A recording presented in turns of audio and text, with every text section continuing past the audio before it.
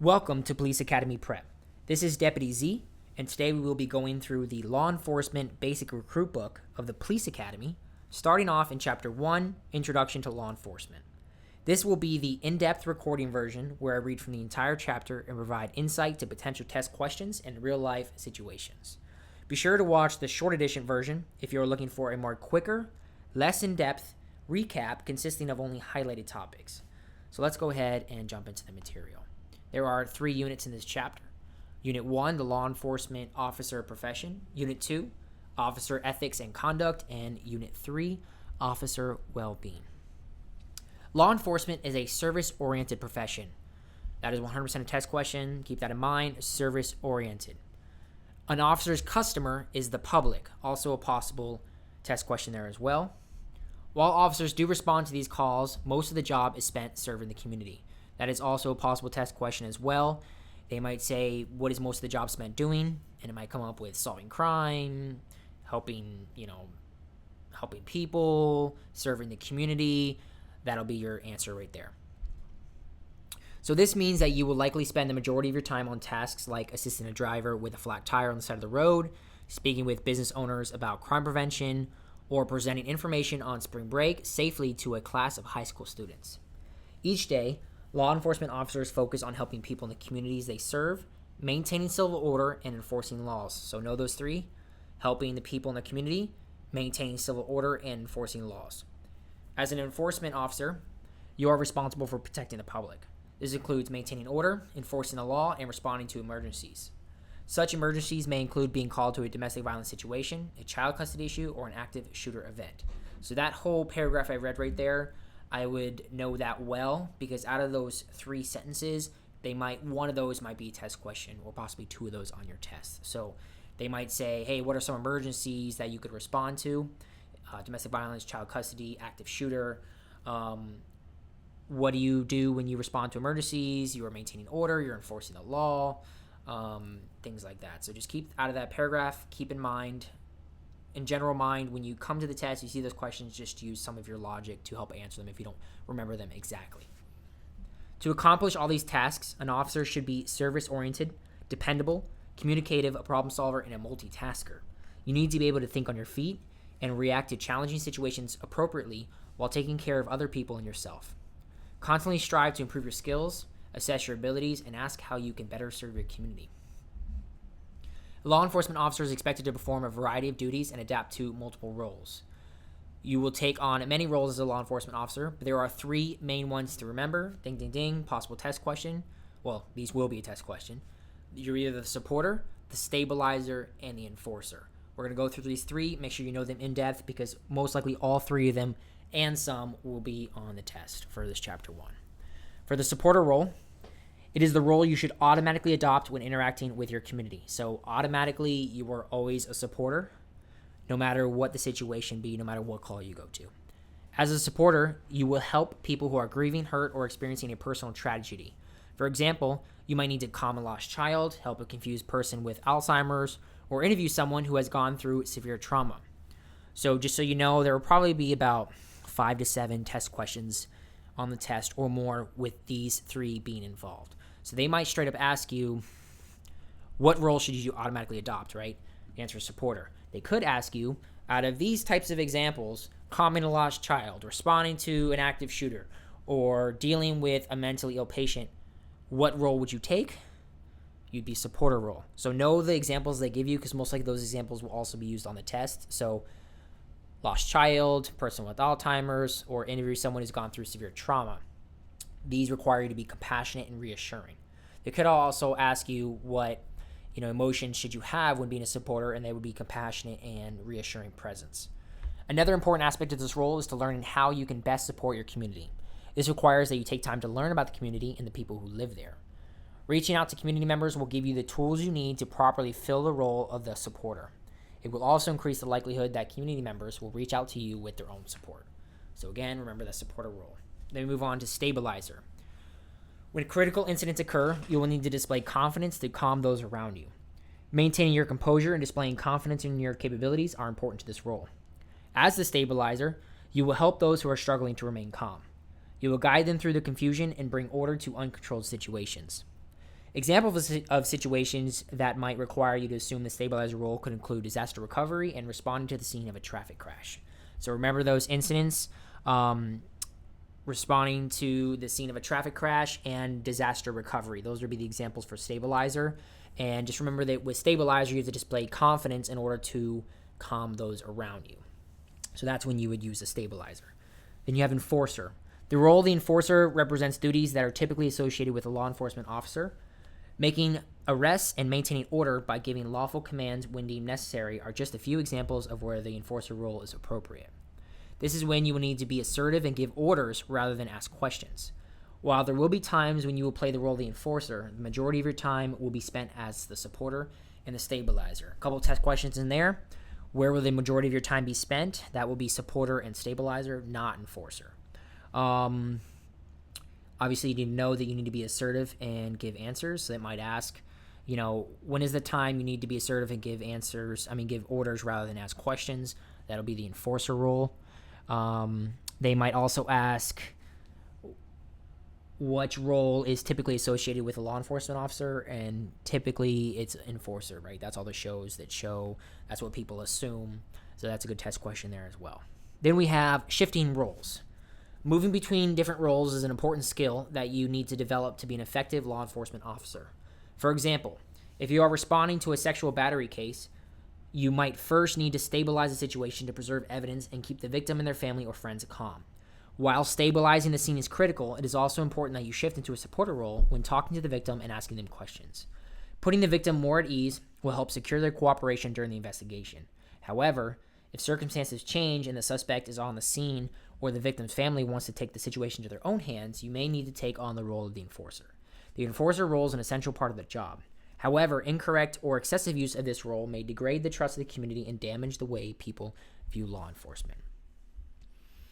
Improving your emotional intelligence, big test question here, can help you determine when to assume certain roles. Someone who has emotional intelligence has the ability to identify and cope with their own emotions while also doing the same for the people around them. So emotional intelligence is being able to control your emotions while also helping control other people's emotions. Officers who have greater emotional intelligence more easily recognize when to take on and switch roles. That could also be a test question there. They acknowledge that during chaotic situations, the ability to manage their own emotions helps manage disorder.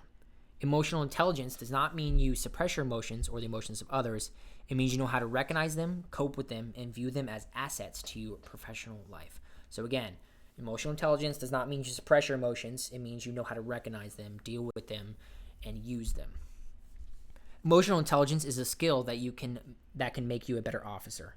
It can enhance officer safety by helping you keep your emotions in check when tensions are high.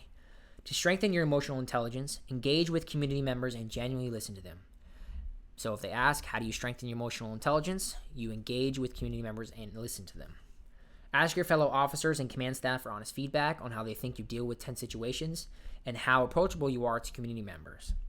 You might receive a critical response, but learning from this criticism can help you improve your overall emotional intelligence. Strengthening your emotional intelligence and recognizing the roles that you assume as an officer will help in your ultimate goal of service. No matter what role the situation calls for, service will be at the center of all that you do. Treat every person you encounter with respect and dignity. This commitment to the service should be at the core of who you are.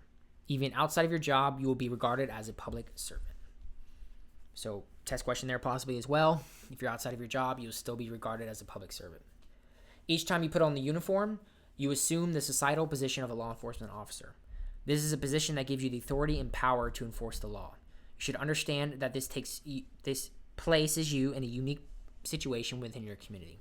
It gives you a level of power that your community members do not share. Being aware of this power imbalance helps you understand why some people may react to your presence with fear, mistrust, or even anger. Acknowledging this power imbalance, remember that all of your roles are centered on service, and strengthening your emotional intelligence will help you improve relations between you and your community. Okay, steps to becoming a certified officer. Okay, the Critical Justice Standards and Training Commission, CJSTC, I'm going to say that again, the Criminal Justice Standards and Training Commission, was established with the mission to ensure that qualified, competent, and ethical criminal justice officers serve the residents and visitors of Florida. In pursuit of these goals, the CJSTC is committed to delivering quality standards and training, as well as increasing the professionalism of its officers through the state. So again, the Criminal Justice Standards and Training Commission. Know what that is and why it was established. The CJSTC is responsible for overseeing the certification, employment, training, maintenance of officer records, and overall conduct of all criminal justice officers in Florida. That 100% is a test question. So just remember, the Criminal Justice Standards and Training Commission is responsible for overseeing the certification, employment, training, maintenance of other officer records, and overall conduct. The Florida statutes appoint the Criminal Justice Professionalism Division within the Florida Department of Law Enforcement to support and assist with the work of the CJSDC. So just remember, the Florida statutes appoint the Criminal Justice Professionalism Division, the CJP, the Criminal Justice Professionalism Division, within the Florida Department of Law Enforcement to support and assist. So the statutes appoint the CJP within FDLE. Training requirements. To become a law enforcement officer, you must follow a training and certification process outlined by the Florida statutes and Florida Administrative Code. Know what the FAC is. Okay, so the certification process is outlined by the Florida statutes and the FAC. To complete the Florida Basic Recruit Training Program, recruits must achieve a passing score of 80% on each of the end-of-course examinations, demonstrate proficiency in DUI traffic stops, proficiency in high liability courses, and participate in the fitness physical program. You're responsible for your own success in this training course. You must adhere to the requirements and follow all rules and regulations of the training program. I don't recall any test questions being on here, but if they do ask any, just know that obviously your physical, high liability DUI, and end of course examinations, right? The State Officer Certification Examination, the SOCE. I do have a SOCE video up and running, so if you do want to recap on what the SOCE is going to kind of be like, go ahead and give that video a view. So after completing a basic recruit training program, you must pass the State Officer Certification exam within 3 attempts. If you do not pass the SOCE within 3 attempts, you will have to retake the entire basic recruit training. You can find information about the SOCE in the Florida Department of Law Enforcement Candidate Handbook that is available at Criminal Justice Training Academies or online at the FDLE website. Okay, the Officer Certification. Simply completing the basic recruit training program and passing the SOCE does not mean that you are certified. You must also ensure that you have met all the remaining requirements for certification. So they could possibly ask a question where, hey, if you just complete basic recruit training and pass the SOCE, are you now certified? The answer is no. There are a few more here. So to become a certified sworn law enforcement officer, you must complete the following. Meet all the minimum requirements and standards, complete the approved basic recruit training, pass the SOCE, and then be actively employed with a law enforcement agency in a full-time, part-time, or auxiliary sworn position. You have 4 years from the starting date of your basic recruit training to complete the certification process, not from the date when you pass the SOCE. That could possibly be a test question there. So remember, you have 4 years from when you started basic recruit training to complete the process, not when you pass the SOCE. So for example, if you begin the basic recruit training on July 1st, 2024, you must meet all the minimum requirements and standards, complete the basic recruit training, pass the SOCE, and become actively employed with law enforcement agency as a sworn officer by June 30th, 2028. If you do not meet all these requirements by June 30th, 2028, you will have to repeat the basic recruit training and a new 4-year period will begin. So remember, for us, this was a test question. They basically used that entire chapter. If they said, if you begin on July 1st, 2024, and you have 4 years to be sworn, what date do you have by? And some of the options was July 1st, 2024. Sometimes they gave a couple different years wrong. July 1st, 2028, or whatever month or years in your book at that time. Just know that it's 4 years, but it doesn't include the day you started. So if you start July 1st, the answer cannot be July 1st. It'll be the day before that, which would be June 30th. Officer compliance and discipline. Before an agency hires you, they will conduct a thorough background investigation to assess your moral character. Florida statutes define good moral character as a history of fairness, honesty, and respect for the rights of others, as well as the laws of this state and nation. While in the academy, you are subject to the same moral character requirements as active certified officers. If evidence indicates that you do not comply with these standards, the CJSDC may deny your certification. The CJSDC may also act against an officer's certification if an officer does any of the following: Please note that this list is not definitive and that it's subject to change. So do know this list a little bit. These would basically give reason for the CJSDC, which is the Criminal Justice Standard Training Commission, to deny your certification. So 1, they plead nolo contendere when a person does not accept or deny responsibility for the charges but agrees to accept punishment or pleads guilty to or is found guilty of any felony. They plead nolo contendere or pleads guilty to or is found guilty of a misdemeanor involving perjury or false statement. They fail to maintain good moral character as defined by the Florida statutes and described in FAC, the Florida Administrative Code. They commit any act constituting a felony offense regardless of criminal prosecution. Commits any act constituting any of the serious misdemeanor offenses specified in the FAC regardless of criminal prosecution. Commits or attempts to commit as a principal or accessory or through solicitation or conspiracy any act that, according to the Florida statutes, would have been a felony offense had the crime been completed or committed. Commits any act in any jurisdiction other than the state of Florida that, if committed in the state of Florida, would constitute a felony. Any of the serious misdemeanors specified in the FAC or a violation of the Florida statutes. Test positive for a controlled substance by a urine or blood test in accordance with the requirements specified in the FAC. Commits an act of excessive use of force as explained under FAC. Engages in sexual harassment involving physical contact or misuse of official position. Misuses the official position as described in the statutes. Engages in sex while on duty. Has unprofessional relationships with an inmate, detainee, probationer, parolee, or community controllee. Has written or oral communication that is intended to facilitate conduct prohibited by the CJSTC. Engages in any physical contact not required in the performance of official duties that is normally associated with the demonstration of affection or sexual misconduct as defined in the Florida statutes. Makes false statements during the employment process. Subverts or attempts to subvert the SOCE process as identified in the FAC. Subverts or attempts to subvert the CJSDC approved training examination process or an employee agency's promotional examination process according to but not limited to acts described in the FAC. All right. Then, using a set of established penalty guidelines, the CJSDC may discipline an officer who commits any of the above violations, and the penalties include a written reprimand, probation of up to 2 years, suspension of up to 2 years, or revocation of certification. So when it comes to all of these things you're not supposed to do, when it comes to the test, these will probably come up in some sort of question. We'll say, which ones of the below could cause the CJSDC to deny your certification. There's a lot to remember. I wouldn't recommend remembering them all. I would just pick any of them that sounds bad. So if you're committing a felony or you're committing a misdemeanor that's in the FAC that you're not supposed to, or being immoral, or committing perjury, or having a controlled substance, excessive use of force, engages in sex on duty, any of them that sound really bad are probably bad. So just keep that in mind for the test question.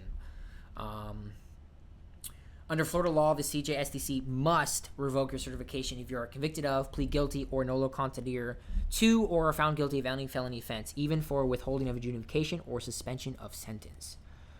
When the CJSDC revokes an officer's certification, the officer can no longer work as a certified officer in the state of Florida.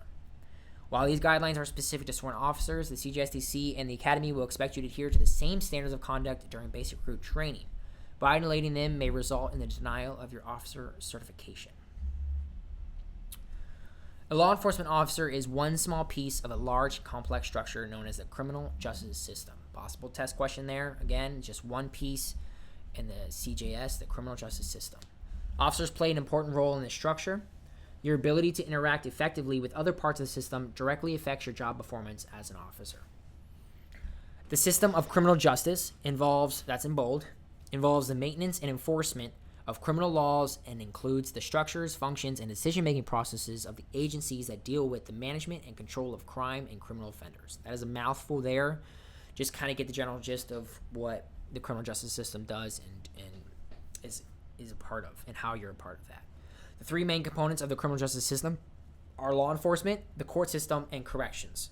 That will 100% be a test question, most likely saying that what are the three main components of the criminal justice system, and also test questions being of what those three main components are. They're pretty easy to remember. corrections, court, and law. So you have us, law enforcement, then you have the courts and going to the court system, and then the court determining they're guilty, and then they go to jail, corrections. So that's your flowing of criminal justice. So law enforcement enforces laws, maintains civil order, and protects the constitutional rights of everyone within the United States. The court system is responsible for the interpretation of laws, and you will learn more about the court system in Legal Chapter 3. And corrections enforces punishment and provides rehabilitation services as defined by the court system. Pretty self-explanatory, don't really need to go too much in depth there. The United States has 4 levels of law enforcement agencies: local or municipal, county, state, and federal. That will be a test question. In how they word it, that's a different story. They probably are going to ask specifically about each of them, or what are the 4 levels in general. Okay, so here are the examples. So local or municipal law enforcement agencies enforce the ordinance of the municipality as well as state laws within the jurisdiction of the agency. Examples include police departments and public safety departments. Then you have your county law enforcement agencies, which enforce county ordinance and state laws within the county, including unincorporated areas. They oversee the county jail and handle civil processing. Sheriff's offices are the county law enforcement agencies. State law enforcement agencies enforce state laws within the state. Examples include the Florida Department of Law Enforcement and the Florida Highway Patrol. I think another one would also be FWC, would also be state law enforcement. Federal law enforcement agencies enforce federal laws across state lines and within the states. Examples include the Federal Bureau of Investigation, the FBI, which is the FBI, and Immigration and Customs Enforcement, such as Homeland and ICE. All right, so local, municipal is just police departments. County is just the sheriffs. State law, think of FHP and FDLE. And federal law, FBI and Customs. And move into corrections. This is not us, but these will be test questions on these. Probably just not a whole lot. Here we get an overview. So county jails, the arrestees go through booking procedures and await trial. And then with jail, convicted offenders serve a year or less. So this will probably be a test question saying if they're serving over a year, where do they go? That would be prison. If they serve under a year, where do they go? That is county jail. Well, a year or less. So they might ask a question that an offender serves 365 days. Is that jail or is that prison? Just know that it's a year or less. So if it's 365 days or less, they are in a county jail. Then you have your juvenile assessment or detention centers. These are facilities that handle the processing and pretrial detention of juvenile arrestees. According to the Florida statutes, a juvenile means any person younger than 18. Officers should check their agency's policies and procedures when it comes to the JAC. So then you have prisons, federal or state. They are correctional institutions that are maintained by the federal and state prisons and state governments for confining convicted felons. Probation and parole serve as alternatives to incarceration. Their purpose is to supervise the enforcement of specific restrictions on people who may have received a suspended sentence after conviction or who may be on parole. All right, so probation is, so just remember probation and parole. I'm going to define them here. So those will probably be test questions as well, because that does have to do with the daily things you'll come across people on both probation and parole consistently while on the job. So probation is a sentence placing a person under the supervision of a probation officer for a specified length of time instead of confinement. So remember that probation is what you do instead of going to jail. Probationers may have to serve their confinement sentence if they violate the terms of their probation. Then you have parole. This is the release of an inmate from a correctional institution before the conclusion of their court-imposed sentence. Under supervision, the person serves the remainder of their sentence in compliance with the specific terms. The person may have to return to the institution if they violate the release agreement. So just remember probation, they do not go to jail, they get that instead. And parole, they're already sentenced, they're in prison, but they just get to go out earlier. That's all the difference is here. Levels of criminal involvement. Investigating officers must determine the identity of people involved in a criminal incident, which can include witnesses, victims, and suspected perpetrators of a crime. As a law enforcement officer, you must also determine what each person knows about the incident and whether a person participated in the crime, was a victim, or merely witnessed it. You will be required to make initial determinations by questioning people, observing physical evidence at the scene, and reviewing documentation related to the incident. So then we have an illustration here. know this illustration. We do get to the definitions of each of them. Just know the flow chart that it starts with a person of interest. That person could either be a victim, the subject, or the witness. If you determine that they are a subject, then they could become a suspect or a detainee, basically meaning they're not free to leave, but they are suspected of the crime. Then it flows to an arrestee. They go from the subject to an arrestee when they are arrested. And then they flow to the defendant, which means they're formally charged with a crime in the courts. And then they become an offender, which means they are convicted of the crime by the court. So these are easy to remember. Just remember your person of interest is always first. Then you figure out they're a subject, meaning all that means is they're not a victim or they're not a witness. They're a subject. So whether or not they are guilty or not, or you determine they committed a crime is a different story. So just remember subject. Then from a subject, they now become a suspect or detainee. Just remember the flow in the sense where you run into somebody, they're a person of interest, they're involved somehow. You determine they're not a victim and they're not a witness. So are they nobody or are they a subject? You determine they're a subject.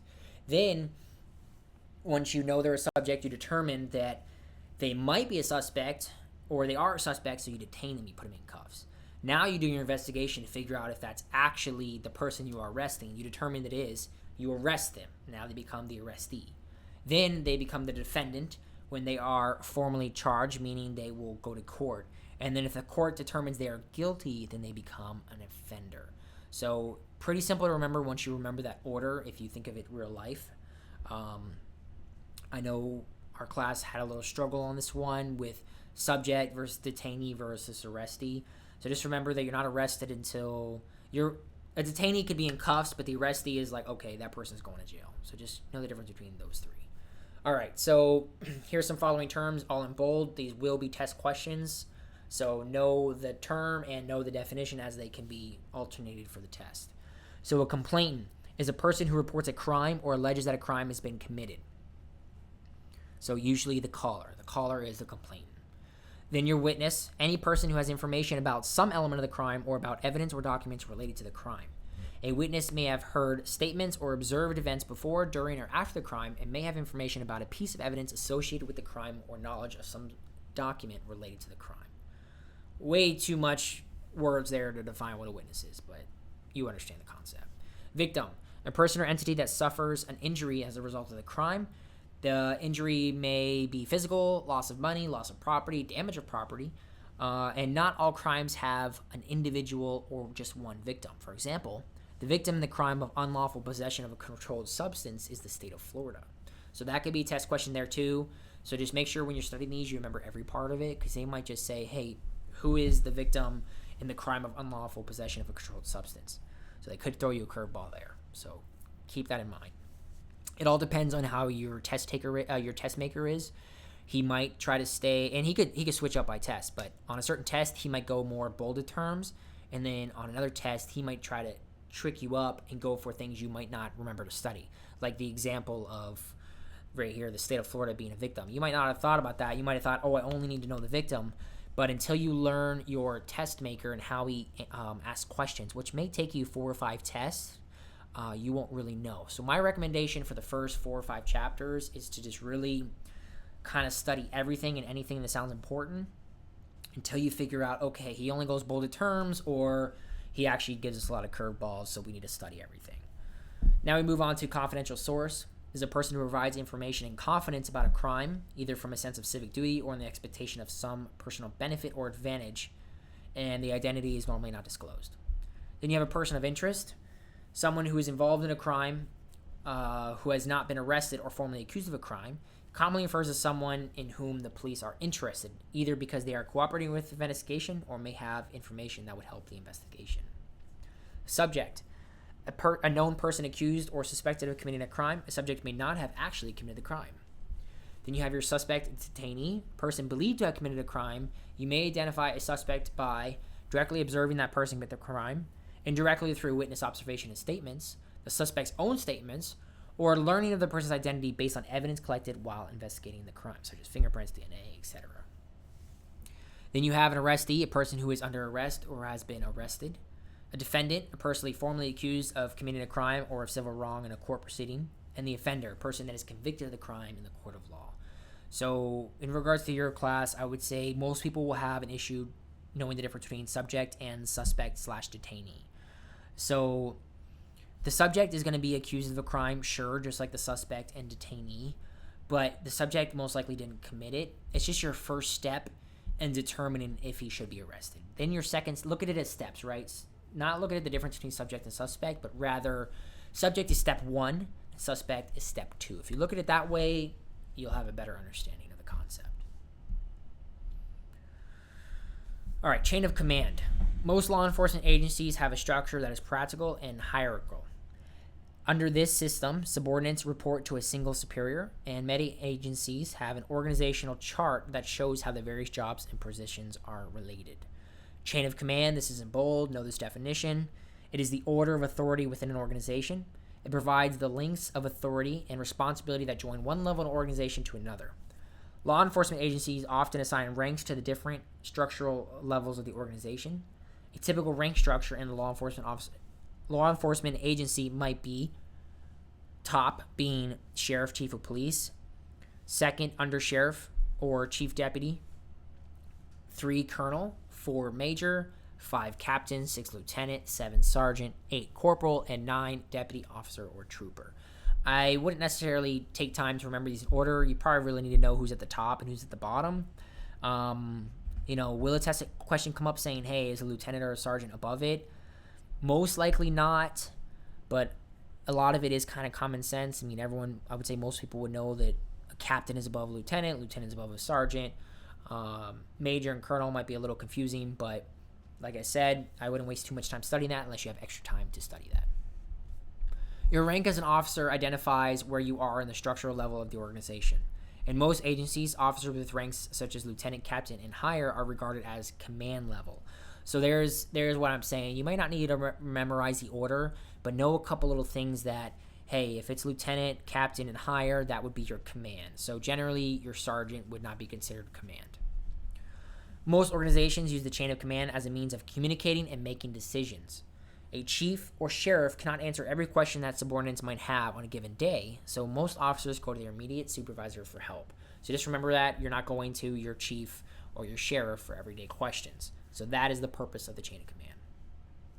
Following a chain of command enhances an agency's efficiency through coordinating communication channels and reducing confusion.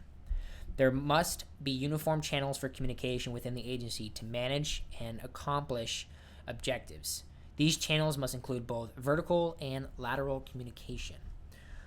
So just remember, under chain of command, you have vertical and lateral communication, and it helps create efficiency through basically communication. So your vertical communication, this is going to be bolded here, is a term for information from the agency head that flows down through the supervision levels to the lowest parts. And lateral, it moves sideways or moves within the same level of chain of command. So lateral would be captain to captain, sergeant to sergeant, deputy to deputy. Vertical would be deputy to sergeant, sergeant to lieutenant, lieutenant to captain, etc. So just remember, vertical, you're climbing a ladder, and then lateral is sideways or horizontal. Just remember, vertical is up and down, and lateral is sideways. Okay. All officers should operate within the chain of command and keep their immediate supervisor informed of their activities. So that could be a test question there, that all officers should do what? They need to operate within the chain of command. Not outside of it, not among it, not through it, within the chain of command. Not following the chain of command can lead to the miscommunication of important information and data. Miscommunication can damage the relationship between you and your immediate supervisor and can result in confusion and lack of coordination within the unit. In some situations, such as on patrol, your direct supervisor may not be available to answer an important question. This is when academy training comes into play, and you must make decisions to the best of your ability, knowledge, and training. Violating the chain of command may also result in insubordination. Test question here. Insubordination can be a serious violation that is often the result of failing to follow orders. You're just not following the orders. However, insubordination is usually determined on an agency basis and may differ depending on the situation. Okay, this is a test question here. Delegation of authority. Whether it is the chief of police, the sheriff, or the agency director, the consequences of everything that happens within the organization ultimately rests on one person. So just remember that. If something happens, you do something wrong, yes, you're going to get in trouble, but it's all going to rest on your chief, your sheriff, or director. To effectively manage an organization, the person in command needs to assign decision-making authority to those under their command. When a person with authority grants decision-making authority to another person, this is called delegation of authority. So basically, I'm above you, you're my subordinate. I say, hey, you now have command and authority to make all decisions in regards to this special unit over here. I am delegating authority to you. On each level of the chain of command, there is distribution of authority and responsibility. Knowing who has the authority to make decisions and who has the responsibility to follow through is the foundation of an effective organization. So what is the foundation of an effective organization? That is knowing who has the authority to make the decisions and who has the responsibility to follow through on them. Procedural justice. This is an approach that focuses on carrying out justice in a fair and equitable manner. Okay, there might be a test question out of this section here, so hold on real quick. So every single encounter you have with the public is a chance to shape how the public feels about law enforcement officers, so it is important to always practice procedural justice throughout your career.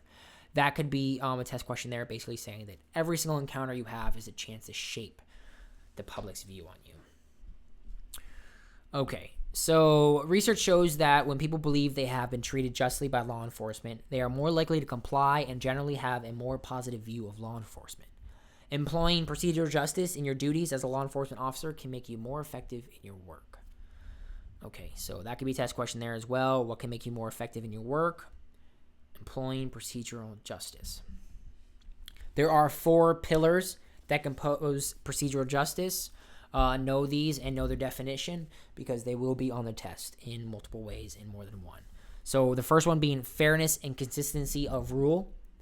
This is the perception of fairness and is not just about the outcome. Be consistent in your decision making and treat people with respect.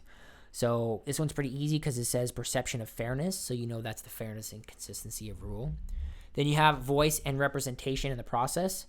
Involve groups in the decisions that affect them and listen to their concerns. So when you're talking about listening to their concerns and you're talking about talking to groups, that is voice and representation. Then you have transparency and openness of the process. Decisions are made without secrets and deception. So think of transparent openness. There's no secrets, no deceptions. That one's pretty simple. Impartiality and unbiased decision-making. Decisions are based on relevance and data. So decisions, no, that's decision-making. No, fairness is fairness and consistency. No, involving groups is voice and representation. And secrets and deception, no, that is transparency and openness. To practice procedural justice in your daily police work, it helps to remember the LEAD framework, LEED. That will be a test question, probably 2 or 3 questions on that alone. So know what LEED stands for and know that it is a part of procedural justice and it helps you practice it. So L stands for listen. Give everyone you interact with a chance to tell you their side of the story. Explain. Always explain your actions. Equity. Being equal, making fair decisions, and then dignity, treat people with respect. Practicing procedural justice minimizes tension and potential violence in law enforcement encounters with the public. That could be a test question as well. It might ask you, what minimizes tension and potential violence? That is procedural justice. Okay. Okay, here we go. The 3 main roles discussed earlier in this chapter, such as supporter, stabilizer, and enforcer, all employ procedural justice. Even when you're acting as an enforcer administrating the law, always remember the 4 pillars of procedural justice. Okay. A key component of procedural justice is the concept of police legitimacy. Bolded test question here. Police legitimacy happens when the community views law enforcement as fair, morally obligated to administer the law, and as a legitimate authority of power. So again, police legitimacy is legitimate authority of power and people viewing you as such. That is a big test question there. A positive perception of law enforcement helps build and maintains the public trust, and it is incredibly important. Okay, mutual respect between the public and law enforcement.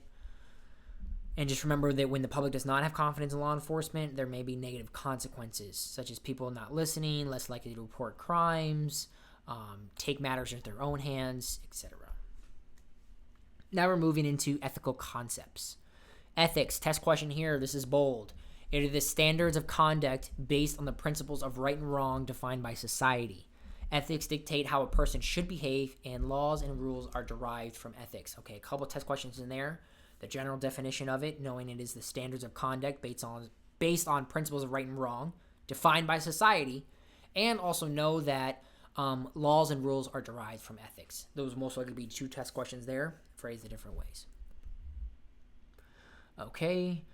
Being ethical would be like being honest in your work, refusing to accept or offer gratuities, preserving evidence, true and impartial testimonies, obeying all laws, protecting the civil rights of everyone, respecting privileged communication, and speaking up if you see fellow officers acting unethically. There might be one test question out of there. They might say, hey, what would be a violation of an ethical behavior? And that would be not being honest with your work, right? So just kind of know those. They are pretty common sense and logical if you use logic to answer them. One of the big ones out of there would probably be obeying laws, and then also speaking up about fellow officer. That whole, we're all getting in trouble because we're letting someone else do something has come up. So that's probably going to be more of a test question in there. Every action you take as a law enforcement officer, both on and off duty, should reflect ethical behavior. Always keep in mind that your conduct will reflect on every other law enforcement officer. Okay. Let's see what we got here. A lot of filler information here. Positive role models. These shouldn't be test questions here. Law Enforcement Code of Ethics. Test question. The Law Enforcement Code of Ethics provides specific principles for law enforcement officers to follow. The Law Enforcement Oath of Honor gives officers a shorter version of these ethical values. So again, the Oath of Honor is the shorter version of the Code of Ethics. The shorter version allows you to memorize the oath with ease and to recall it when confronted with an ethical dilemma or stressful situation. Always keep the Code of Ethics and the Oath of Honor at the center of your work. Doing so will help you focus on your responsibilities to the public. Most likely test question here, they're going to ask you, how do you focus on your responsibilities to the public? And that'll be the Code of Ethics and or the Oath of Honor at the center of your work. The Code of Ethics itself and the Oath of Honor was not on our test. Most likely they're going to have you memorize the Oath of Honor in your law enforcement academy. So I'm not going to go over it here, but it shouldn't be a test question. Okay. So here we're going to talk about some unethical behaviors. We're going to start with, these are all going to be bolded, so do memorize them. Bribery occurs when you accept something for your benefit that influences your professional conduct or decision making. Perjury, it is the offense of lying in court after taking an oath. It doesn't necessarily have to be in court, but it could be lying on official documents, would also be perjury. Criminal violations differ depending on the situation. Perjury is a felony in proceedings such as testifying in court or giving a deposition. Officers should also never reveal confidential information, engage in situations that present a conflict of interest, or accept inappropriate favors. Okay. Here are some specific violations when it comes to perjury and other types of unethical situations. Perjury by false written declaration, perjury when not an official proceeding, perjury in official proceedings, perjury by contradictory statements, false reports to law enforcement authorities, false official statements, bribery, unlawful compensation or reward for official behavior, refusal to execute criminal process, misuse of confidential information, and witnesses accepting bribes. Now we go into misuse of your position. Never misuse the authority entrusted to you as a law enforcement officer. The Florida statutes prohibit misuse of your position as a public employee. Examples of misusing your position may include having a family member's traffic ticket dismissed, using your badge to gain unauthorized entry to a concert, or wearing your uniform for the sole purpose of obtaining a discount at a local restaurant. Know these examples. These will be on the test. They might say, which of these examples is misuse? They're most likely going to use the examples here out of the book. They usually, I would say, at least from our test and our test maker, he didn't go outside the book and come up with random examples. They usually use examples that are in the book, and I'm assuming your test maker, wherever you are, will probably do the same thing. So learn your examples because those will most likely be the test questions. Confidential information. You will spend a great deal of time collecting information through interviews with victims and witnesses, and it is important to maintain privacy, trust, and loyalty when people volunteer this information. Try not to discuss it with anyone unless it's involved directly with the case. All right. Conflict of interest. So make sure you also know the difference between misuse and conflict of interest. In official law enforcement matters, you must not influence the actions of other people with whom you have significant personal, business, and employment relationship, as this creates a conflict of interest. A conflict of interest, bold here, is a situation on or off duty in which an officer is in a position to personally benefit from actions or decisions made in their official capacity. For example, you cannot arrest someone and then recommend your family friend who is an attorney to represent the arrestee. Okay. Accepting a gratuity may also present a conflict of interest. So again here, when it comes to misuse, know that misuse is just using your position to, get in somewhere, get something on sale. That's misuse, where conflict of interest is basically like having a lawyer job while also taking people to jail and then saying, hey, I got this great lawyer. That would be a conflict of interest where obviously your job and whatever it is conflicts with each other. And gratuity would be a conflict of interest. So gratuity is anything of value intended to benefit the giver more than the receiver. Do not take something given to you because of your position or authority. So basically, here's some questions you should ask yourself. Does this person want something from me? Would I be offered this if I were not a law enforcement officer? And what is expected in return? Then you have sexual misconduct while on duty. Just know that it happens a lot. Sexual misconduct can be anything from asking a driver for a date, when conducting a traffic stop, to having sex on duty. So just know that you might think that asking a driver for a date wouldn't be sexual misconduct, but that does fall in that term, unfortunately. Then we have harassment in the workplace. There are many different types of harassment, but all involve creating a hostile work environment. Bolded here, test question, which is a workplace that is difficult or uncomfortable to work in because of a harasser's behavior. For example, if someone posts explicit photographs and posters in a break room, other employees might be less likely to use that space because they're uncomfortable. Know what quid pro quo is. Is a Latin phrase that means something for something. That is a test question here. It'll say, what is quid pro quo? It'll say something for something, another option, and then there's just what other dumb options. I'm not going to give them examples because you just need to know something for something. So, for example, a supervisor demanding sexual favors from an employee in return for allowing that employee to continue to work. Then you have sexual harassment. This is unwelcome sexual advances. This is a test question here. Unwelcome sexual advances, requests for sexual favors, and other verbal or physical conduct of a sexual nature. And know that it is also a form of discrimination. Know that sexual harassment includes verbal and nonverbal behavior as well as physical actions, because it could ask this question in a different type of way. It might not just ask for the exact definition. Verbal actions can include giving sexual compliments, pressuring someone for dates, or ridiculing someone with a sexual massage. Interesting. Nonverbal actions can include making facial gestures, displaying nude photos, posting inappropriate messages on social media, or using suggestive body language. Physical actions may include touching, brushing up against somebody, hugging and patting, or horseplay. So know the examples of what sexual harassment can be, because they might ask example-wise, or they might ask, about the verbal and nonverbal aspect. Okay, consequences of sexual harassment.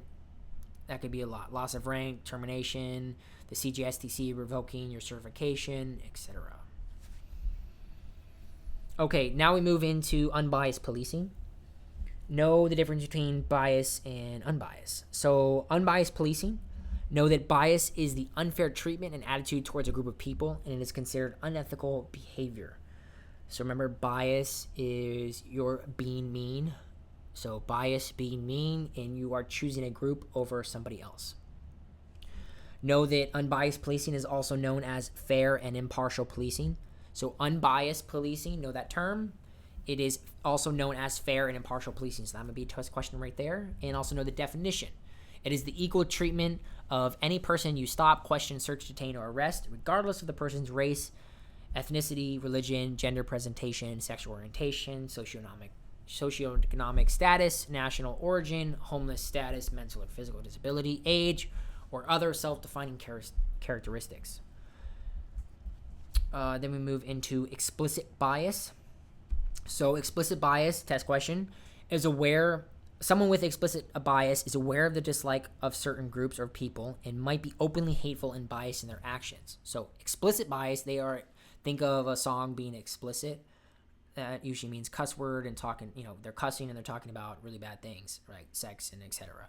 So just how to remember explicit is they're being openly about it. So that when that song is explicit, they're openly singing about, bad things, right? So explicit bias is being openly hateful and knowing that they hate people in that certain category. And then in contrast, your implicit bias is a bias or prejudice that is present but not consciously held or recognized. So it occurs when someone unconsciously make judgments about others without being aware that they are making those judgments. So implicit bias, they make decisions based on one of those categories, but they don't realize it's there. So they haven't consciously thought about it and said, oh, I hate white people, so I'm going to be openly hateful towards white people. They might hate white people, but never had that conversation with themselves, and they just generally gear towards anybody that isn't white. So that's your implicit bias.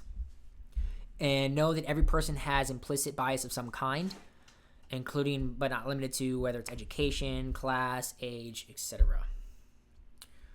Okay, so because we make second decisions, it is critical for us to understand implicit bias. When you have to make a quick decision based on limited information, implicit bias can influence your actions without your awareness. So just know that could be a test question there. Implicit bias cannot be eliminated overnight. Being aware of it is only the first step. Taking the time and slowing down and thinking through your actions can help you overcome implicit bias. Possible test question there as well. Okay. Then we get into discriminatory practices. You need to know the definition between stereotype, prejudice, and discrimination. So stereotype, an example, know that stereotype is an idea, prejudice is a feeling, and discrimination is an action. I think just remembering that discrimination is an action is easy because that's just more in your face. Think of stereotype being that idea around a person. We all know, let's say stereotype with redheads or, someone with, let's just say so the example here is people with blue eyes are bad people. So that could be a test question hypothetically, and you have to pick between the three. So stereotype is just an idea. Prejudice is the feeling you have about that idea, and the discrimination is the action you take from that feeling. So the example they give in the book is people with blue eyes are bad as a stereotype. Prejudice being I don't like people with blue eyes, and then discrimination is I'm choosing not to be friends with that person or help that person. So stereotyping is judging a group of people who are different from you based on your own or others' opinions or encounters. So know that there are both positive and negative stereotypes. Know what prejudice is: an unjustified and baseless attitude towards a person because of their membership in a social group. And then these prejudices can grow to become discrimination, which occurs when people choose to act on their prejudice. Okay.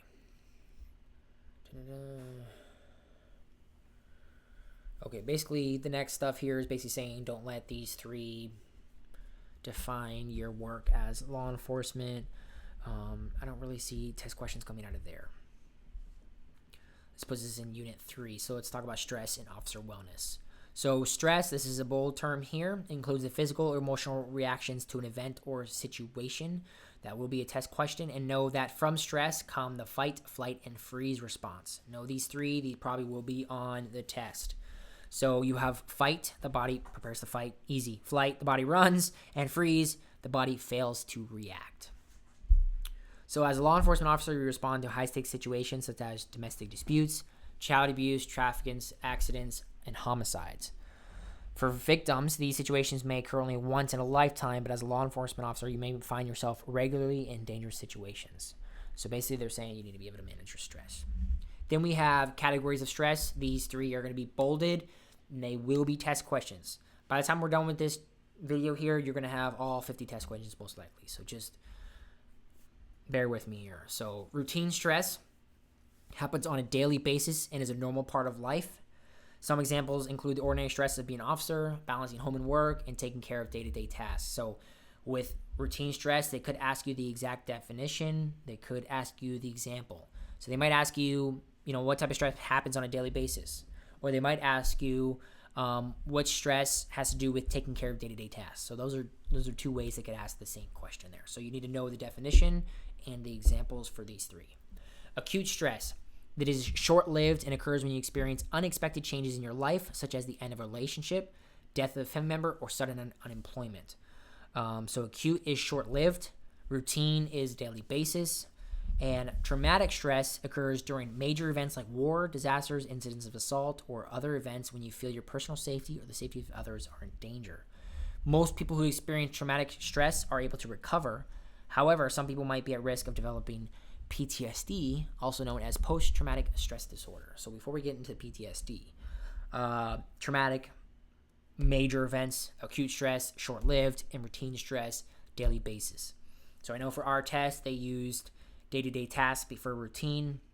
They used death of a family member for acute stress, and they used PTSD / assault or war or death to be traumatic stress. But just remember that you might get confused. I think someone got confused in our class with death of a family member. They were thinking, oh, that's traumatic because, war, disaster, this and that. That's more acute because it's short-lived and it's not really you, it's somebody else. So just know that death of a family member is acute, not traumatic. Okay, PTSD is a severe anxiety disorder that develops after experiencing an extremely stressful event, such as war, physical violence, or a natural disaster. So again, PTSD, test question. It is a severe anxiety disorder. It can also develop over time due to repeated exposure to stress. And sometimes the sufferer is not the person threatened by the situation, but someone who has witnessed it. So people can get PTSD just by witnessing something else happening to somebody else. Then make sure you know the symptoms of PTSD. The symptom of PTSD would be hypervigilance. This is a sense of always being on guard that can make it difficult to disengage from a stressful situation. So again, hypervigilance is a symptom of PTSD. They could ask the question in that frame, what is a symptom of PTSD? Or they could ask what the definition of hypervigilance is, which is a sense of always being on guard. So basically saying that, we are prone to this because we are generally always on guard when we're at work. And then when we're not at work, we're usually on guard as well. Symptoms could be depression, anxiety, flashbacks, and reoccurring nightmares. So know those symptoms just in case they appear on the test. Traumatic stress has medical consequences. Effects of stress. While acute and routine stress may not initially appear to be as dangerous as traumatic stress, both can have negative effects on your life if not managed properly. Okay, some symptoms of routine and acute stress would be temporary increase in anxiety, tension, and irritability. And health-related stress responses could be headaches, blood pressure changes, and loss of sleep. Long-term stress response may include depression or suicidal thoughts. And make sure to monitor yourself and others for signs of stress.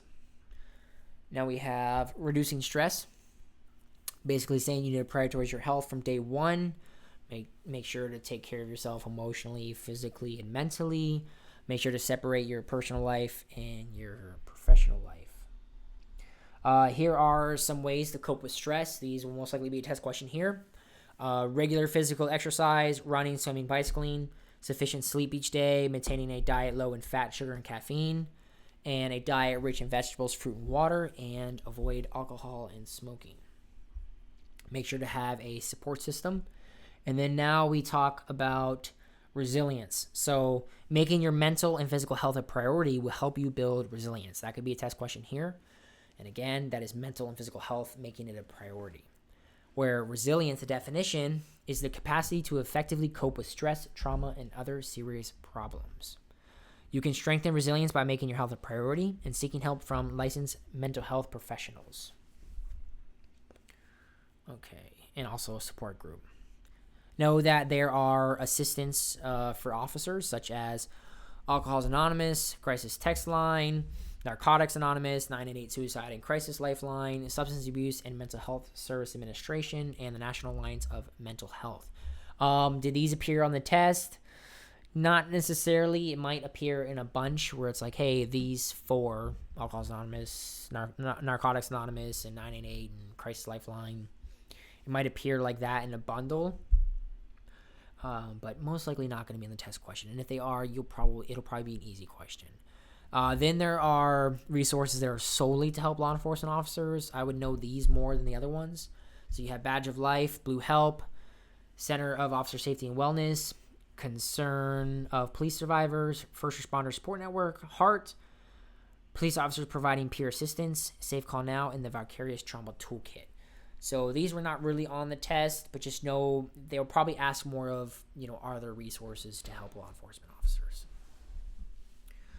Okay, career longevity. So sustaining a career in law enforcement means being aware of the challenges you will face and knowing how to cope with them. Know what secondary trauma is. This is also known as vicarious trauma. So this is a test question. They might ask, what is vicarious? And that is secondary, or vice versa. Or they might ask for the definition. So vicarious trauma or secondhand trauma, it occurs when a person is exposed to the trauma of others and develops physical or mental impact. So seeing someone die, they might give an example, right? That would be vicarious trauma. Okay, so then we have compassion fatigue. It is the emotional exhaustion that comes from helping others on a long-term basis. Compassion fatigue include irritation, withdrawal from social situations, and feeling emotionally drained. So another compassion fatigue is you're getting tired from being so nice. And secondary trauma, vicarious trauma, is when you develop trauma from seeing all these things happen to the people that you are helping. Know what stigma is. It is a set of negative and unfair beliefs that a society or group of people have about something. Let me see. So basically saying in the past that past cops should have been tough and should have dealt with it, where that's a stigma, right? Where that is not the case anymore. We need to be more of a group and united in the stress front. Okay, law enforcement officers may not seek help because they fear that doing so will negatively impact their careers. But just know that getting help from a licensed mental health professional is strictly confidential, and that will not cause an issue with your job. So that wraps up Chapter 1, Introduction to Law Enforcement.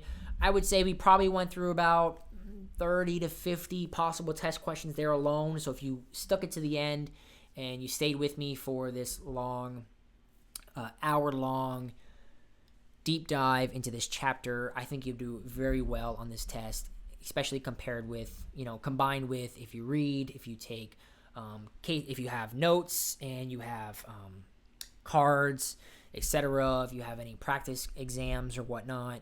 I think all of that combined with reading, listening, writing, and reading are really going to give you what you need to pass this test. So make sure you do all those things that you do to study as well as listening to this. Like I said, I will have the short version coming out shortly after this video is released. So by the time you're listening to this, it probably will be released. I would use the short version for a quick study. Maybe you have 20-30 minute drive to the academy and it's test day. That's a great time to use the short one. Or maybe if you're driving to a friend's house or you're with friends and you want to just go through the quick one, you don't want to be there listening for an hour. The short versions are usually 20 to 30 minutes long, so they're good for that. But if you stick with me to the end here, I think that gives you a big edge over listening to the short version. Thank you for hanging out. Thank you for listening through here to the end. Good luck on your Chapter 1 test, Introduction to Law Enforcement. Y'all are going to do great.